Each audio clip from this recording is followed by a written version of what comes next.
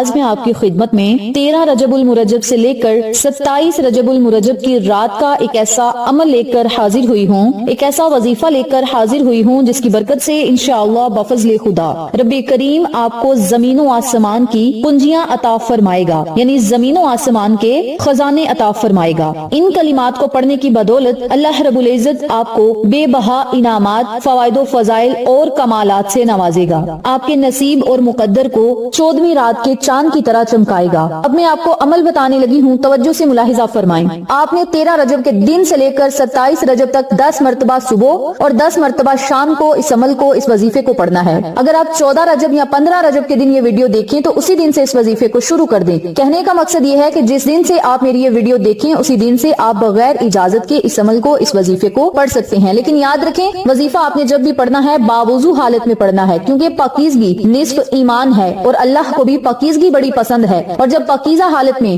مالک حقیقی کا ذکر کیا جائے، اللہ کی تعریف بیان کی جائے تو اللہ خوشی سے ہی آپ کو دنیا اور آخرت کی خوشیاں، کامیابیاں اور خزانے عطا کرے گا۔ سب سے پہلے آپ نے 10 مرتبہ درود پاک پڑھنا ہے۔ کوئی بھی درود پاک آپ پڑھ سکتے ہیں، درود ابراہیمی پڑھ لیں، درود شافی پڑھ لیں، کوئی بھی درود محمد پڑھ لیں، کوئی بھی چھوٹے سے چھوٹا آپ درود پاک پڑھ لیں۔ اگر کوئی درود نہیں آتا یا پڑھنا مشکل لگتا ہے، صلی اللہ علی محمد، صلی اللہ علی محمد، ان کلمات کو ہی پڑھ لیں۔ 10 مرتبہ جب درود پاک پڑھ لیں تو پھر آپ نے 10 مرتبہ لا الہ الا اللہ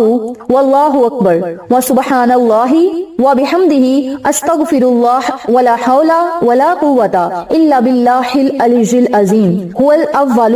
والآخر والظاہر والباطن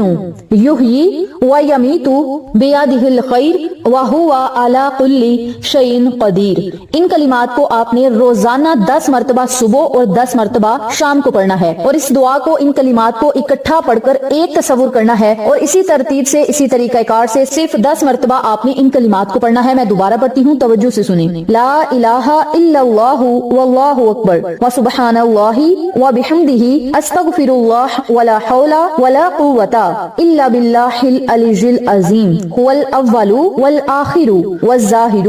والباطن یحیی ویمیت بیدہ الخیر وہو علی کل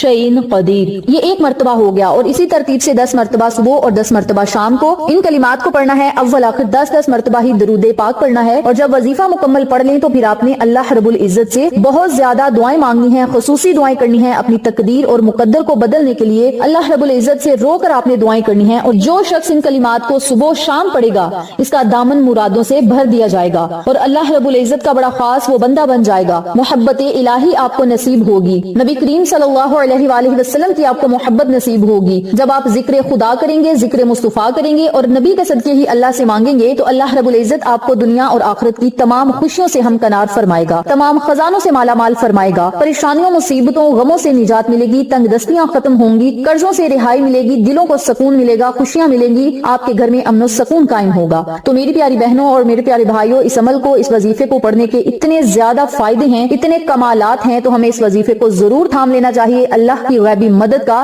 سوال کرنا چاہیے اور بے بہا التجائیں کریں، انشاءاللہ رب کریم آپ پر ضرور مہربان ہوگا۔